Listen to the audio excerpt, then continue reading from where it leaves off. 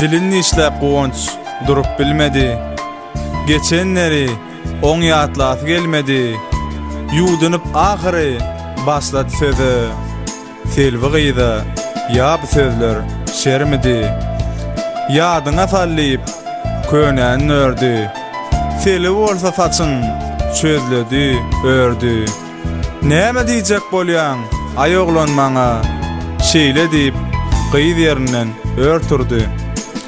Sakyny aljyrap gowanç barwada köşeş keýgim sözlerim çykarsa-da Züley hamdan ozal söýüpdim seni şo günleri senem talaýda ýada söýüşipdik 3 ýyl 3 ay ikimiz ýaýrapdy şuňluga söýü kökümiz ýöne sen ağladyň maňa kas edip täzelenni aýralykda örkümiz senden jyda düşüp dünýeden noýdum öz-özüme gara maňlay at koydum saklyk görkezdiň meni satýalar diýdiň men nädeýin razy bolaýdym anandym men ýalanlygyny bilmedim serhoş bolup öz serme gelmedim şo günleri gurrun mereýin saňa ýyl içinde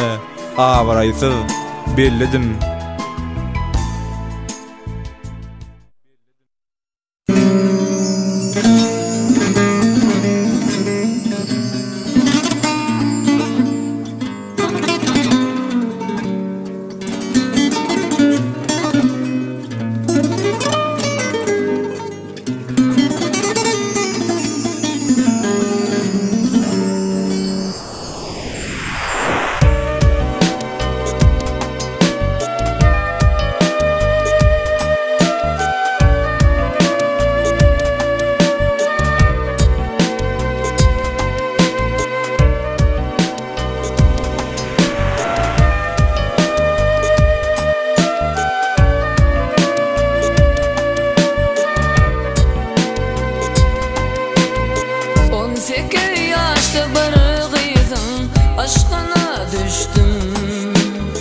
Aşka yaptı sevdin, yanıp tutuştum.